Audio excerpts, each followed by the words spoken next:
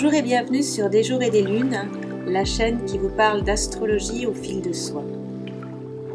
Nous allons commencer aujourd'hui une série de 12 podcasts autour des planètes en signes.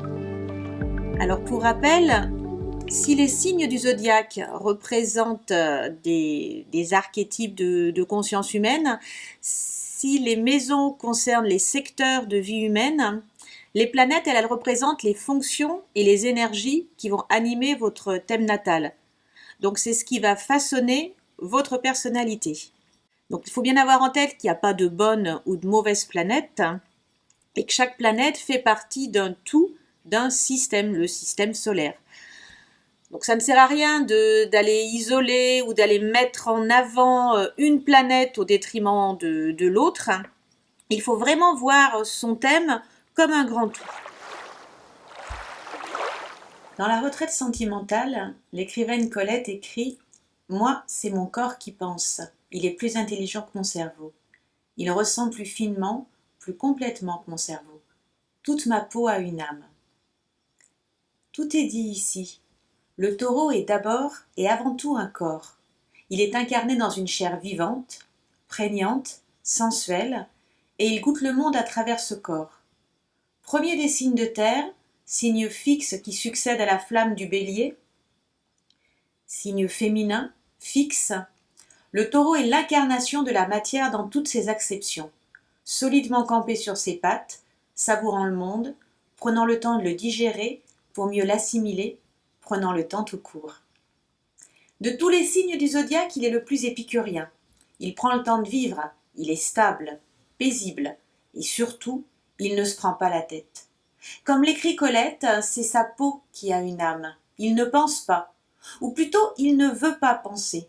Il veut juste ressentir la vie et le plaisir d'être sur terre à travers chacun des pores de sa peau et chacune de ses antennes sensorielles. Pour cela, il n'a pas besoin de mots. C'est le signe le plus taciturne qu'il soit. Il se contente d'être en paix et de savourer cette sérénité. Voilà donc l'objectif du taureau, conserver la sérénité. Mais pour cela, il faut la trouver. Celle qui est sa plus fidèle alliée, c'est la nature. Plus exactement, la mère nature. À travers elle, le taureau s'apaise, se régénère, se reconstitue. Pas besoin de paroles dans la nature, son murmure suffit. C'est pourquoi il a un besoin organique de sa présence près de lui. S'il ne vit pas à la campagne, le taureau aura besoin d'avoir des plantes autour de lui, des animaux, des espaces verts. C'est ce qui lui apportera l'état de bien-être dont il a tant besoin. Le taureau a également besoin de tranquillité. Et qui dit tranquillité dit silence. Le taureau est l'ennemi des disputes bruyantes, des éclats de voix, des sons qui agressent. Il préfère se reconcentrer sur ses ressentis intérieurs. Et pour cela, la musique peut être un précieux allié. Les vibrations musicales vont pénétrer sa chair, ses cellules, et y porter l'apaisement nécessaire à son bien-être. C'est pourquoi le taureau est associé à la voix. Signe de Vénus, signe sensuel, il a également besoin de toucher. C'est un amateur de belles matières qui lui font, au sens propre, du bien. Mais il se régénère également en caressant son animal de compagnie, la peau de l'être aimé, la pêche qu'il vient de cueillir, les touches de son piano, la terre qu'il malaxe. Signe vénusien, c'est dans la relation physique avec l'autre qu'il est à l'aise. Les plaisirs de la chair, sous toutes les formes, sont ceux qui lui conviennent le mieux. Le taureau est tout sauf un être éthéré. La plupart des éléments énoncés convergent dans un sens, la stabilité. Et effectivement, le taureau est un être de stabilité, de fidélité. Et il cherche la même chose chez les autres, de la confiance au long terme. Tolérant, le taureau aime regarder la vie autour de lui, les autres qui s'agitent tandis qu'il reste assis là, à les contempler, un carré de chocolat ou un verre de vin à la main, confortablement installé. Et il aime cette vie, ce monde auquel il appartient avec ce recul qu'il sait prendre. Mais cette stabilité peut devenir lenteur, voire immobilisme, et c'est un des aspects les plus sombres du taureau. À rester trop longtemps immobile, il peut s'engourdir, voire se paralyser, se scléroser. Toute la difficulté taurine est là. Avancer sans s'embourber. Les graines plantées doivent germer, puis pousser. Une gangue qui ne s'ouvrirait pas serait condamnée au pourrissement. C'est une des menaces qui planent sur le taureau, le refus d'évoluer. L'autre menace est l'engourdissement matériel. À trop rechercher la stabilité avant tout, le taureau peut s'enfermer dans le matérialisme, la sécurité que procure l'argent, les possessions, l'épargne à long terme. Ici, plus de satisfaction du moment présent, seul compte l'acquisition à venir.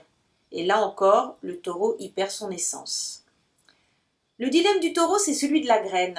Restera-t-elle tranquille, hors sol, conservée dans des conditions agréables, certes, mais sans évolution possible? Ou sera-t-elle plantée en terre avec les risques que cela comporte? Le taureau doit choisir entre sécurité sans stress et évolution, plus risquée certes, mais bien plus riche de possibilités. La graine qui ne germera jamais ne donnera jamais d'autres graines, et elle sera perdue.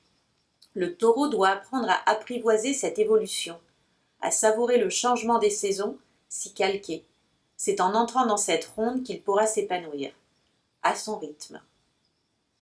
Si vous avez le soleil en taureau, on dira donc de façon générale que vous possédez un caractère tenace et patient, une volonté pratique, et vous n'aimez pas trop agir avec précipitation. D'ailleurs, on vous trouve souvent d'une assurance tranquille et calme. Très concret, vous êtes très attaché aux valeurs matérielles et aux attaches de toutes sortes. Votre caractère entier et obstiné fait que vos réactions sont toujours nettes et franches. Vous êtes fidèle et n'aimez guère les changements, car vous avez quelques difficultés à vous adapter aux situations inattendues. Si vous avez la lune en taureau, votre nature émotionnelle est stable et les autres trouvent cette qualité apaisante en vous. Vous êtes généralement calme, épris de paix, et vous n'êtes pas facilement bouleversé ou soumis à des démonstrations émotionnelles. Vous pouvez même parfois être carrément têtu. Vous êtes une des lunes les plus têtues du zodiaque. Surtout lorsqu'il s'agit de faire des changements de nature émotionnelle ou des ajustements de même nature. Ce que vous recherchez, c'est la sécurité et vous attendez souvent que cette sécurité vienne de biens matériels ou de ressources. Par conséquent, souvent vous désirez collecter des biens matériels et de l'argent. Vous avez tendance à vous cramponner aux choses du passé ou à des choses auxquelles vous êtes habitué pour trouver cette sécurité. Vous avez besoin de beaucoup d'affection et de contact, de proximité. C'est ce qui contribue à apaiser vos sentiments d'insécurité. Mais parfois, vous vous attachez tellement aux gens qu'ils peuvent se sentir étouffés. Vous attendez de la loyauté dans l'amour et vous êtes très dévoué envers ceux que vous aimez. Vous avez aussi tendance à vous livrer à une certaine forme de confort sensuel et à des activités qui vont aller dans ce sens. Manger des aliments riches ou des aliments sucrés peut vous apporter aussi une forme de sécurité. D'ailleurs, vous pouvez avoir un problème de poids à cause de cela. La nourriture peut devenir un substitut à la satisfaction émotionnelle et à l'amour. Pour le reste, vous êtes débrouillard, déterminé et savez où vous voulez aller. Vous avez peut-être la main verte et vous êtes doué pour faire grandir et prospérer n'importe quoi. Vous êtes souvent le plus heureux du monde quand vous travaillez avec vos mains, que ce soit avec la terre ou avec les choses de la terre. Parfois on peut vous mener, mais on peut rarement vous pousser à faire des choses. Vous détestez et vous craignez la maladie et la douleur, et trop de confort peut vous empêcher parfois de faire les changements qui seraient nécessaires à l'amélioration de votre situation. Le conseil est de ne pas rester trop rigide en pensée ou en acte. Si vous avez Mercure en taureau, votre manière de penser et votre manière de parler sont lentes et déterminées. Vous ne changez pas d'avis rapidement et vous ne voyez aucune raison de le faire. Vous êtes déterminé, vous êtes doué de sens pratique, méthodique et conservateur pour la plupart des choses que vous faites. Vous avez de la patience et vous avez une capacité à rester concentré.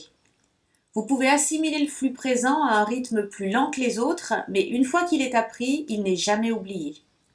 Vous détestez être forcé ou être pressé dans une décision ou dans une action, surtout si vous n'avez pas eu le temps de réfléchir à tout cela et que vous n'avez pas eu le temps d'évaluer les aspects pratiques de la situation. La persévérance est un des meilleurs traits du Mercure en taureau. Vous aimez maintenir ce que les autres ont commencé, surtout si vous pouvez y voir des résultats tangibles et pratiques. Vous aimez construire des choses, Vous ne réussissez pas tant à cause de votre intelligence mentale, mais vous réussissez parce que vous avez la capacité de vous concentrer et de suivre un projet jusqu'à son terme. Vous pouvez avoir une aptitude artistique ou musicale. Vous pouvez chanter, ou vous pouvez vous exprimer pour gagner votre vie. Et vous êtes doté d'un vrai bon sens bien terrien. Si vous avez Mercure en Taureau, vous avez donc une intelligence qui s'applique à des réalisations concrètes et pratiques. Vous avez un esprit qui assimile plutôt lentement, mais qui sait en retenir le principal, et qui le retient pour longtemps. Vous avez des conceptions plutôt saines et réalistes, vous savez évaluer les situations avec justesse, et vous revenez rarement sur vos idées. Votre mémoire est bonne, et vous possédez une bonne faculté de concentration, à condition que ce soit des sujets qui vous passionnent. Votre défaut est souvent d'être trop sceptique et parfois même intolérant. Si vous avez votre Vénus en Taureau, alors d'abord il faut savoir qu'elle est en domicile, comme elle le serait dans le signe de la Balance. Et donc cela signifie que dans les relations amoureuses, vous êtes généralement loyal, constant, surtout si vous avez un partenaire ou une partenaire démonstrative et affectueuse.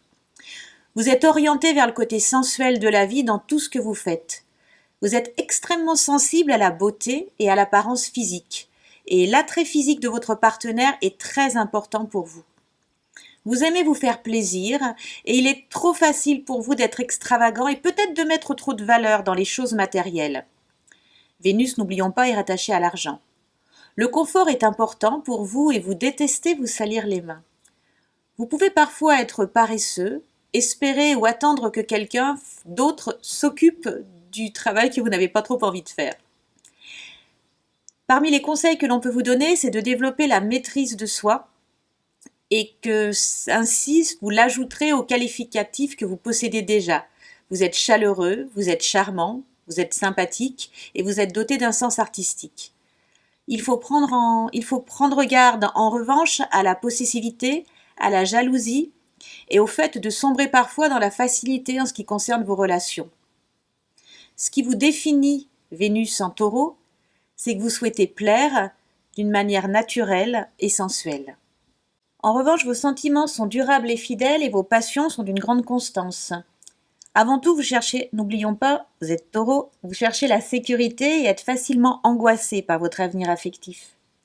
Vos amours sont exclusives et possessives et vous pouvez avoir une tendance à la jalousie.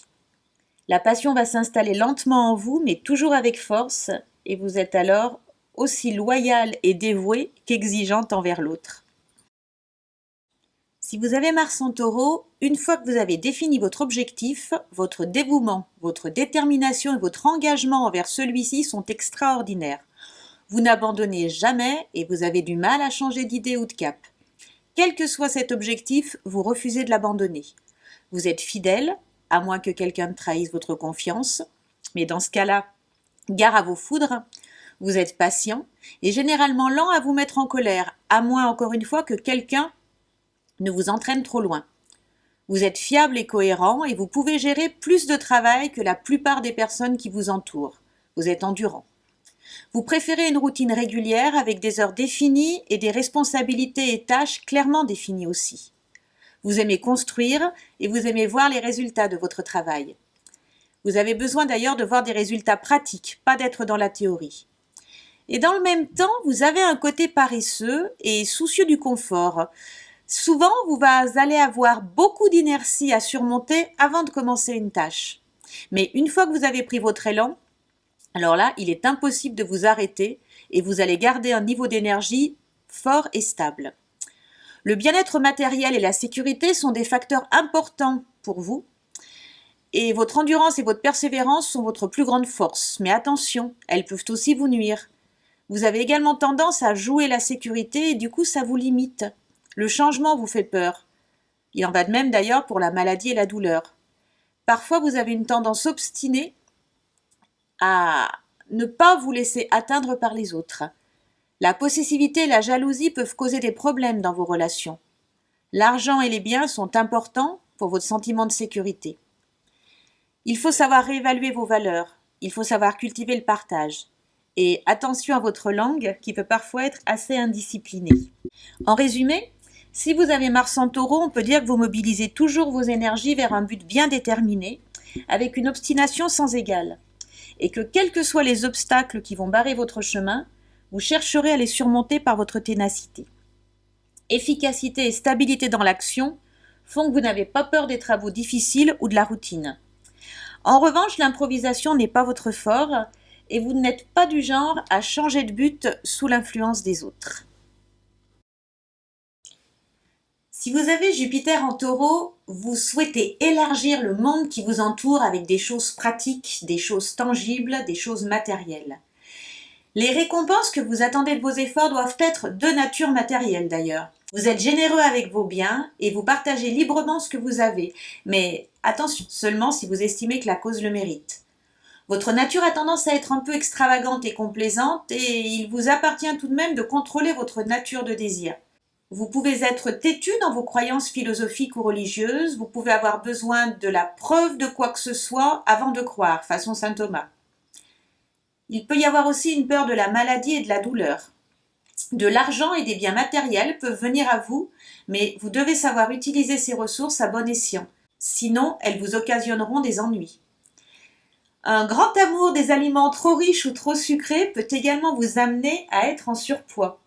En résumé, si vous avez Jupiter en Taureau, vous avez comme principal atout dans le domaine de l'intégration sociale le réalisme et le sens de l'organisation. Vous êtes persévérant et tenace, mais vous pouvez être aussi obstiné. Vous pouvez réussir matériellement, mais il va falloir surveiller aussi une tendance à dépenser impulsivement pour des passions qui n'attendent pas, ou à parfois être trop généreux avec ceux que vous aimez. Alors, si vous avez Saturne en Taureau, vous êtes très persévérant dans la réalisation de vos objectifs. Vous pouvez aussi être excessivement préoccupé par les biens matériels et par le désir d'épargner. Vous avez tendance à accorder trop d'importance aux biens matériels et aux biens qui vont vous sécuriser. Et vous pourriez vous rendre très malheureux à vous inquiéter de ce qui pourrait vous arriver demain. Vous devez absolument réévaluer vos valeurs et déterminer ce qui pour vous constitue la véritable sécurité.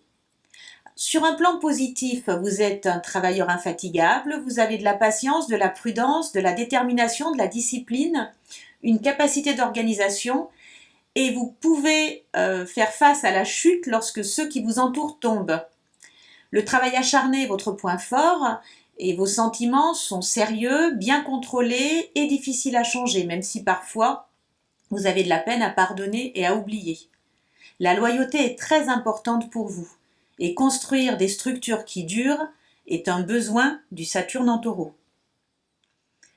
Vous devez donc faire un effort pour mieux maîtriser vos sens et votre sensualité et penser un petit peu moins au plan matériel et financier. Vous devez également essayer de lutter contre votre obstination et le fait d'être têtu, ce qui peut parfois compromettre un petit peu votre sociabilité. Un peu de tolérance ne pourrait qu'améliorer les choses, car on peut noter aussi un peu de raideur dans la prise de décision. Le réalisme, un esprit assez terre-à-terre, peut en revanche vous permettre de stabiliser les choses de façon durable. Voilà donc pour les planètes en signe. Comme je l'ai déjà dit lors d'un précédent podcast, je ne traite pas des planètes dites transpersonnelles, à savoir Uranus, Neptune et Pluton, car ce sont des planètes qui sont générationnelles, c'est-à-dire qu'elles restent longtemps dans un signe et donc marquent toute une génération, et c'est leur position en maison qui va avoir une importance davantage que leur position en signe. Voilà, j'espère que cette présentation du Taureau et des planètes en Taureau vous aura plu et je vous donne rendez-vous pour un prochain podcast. À bientôt.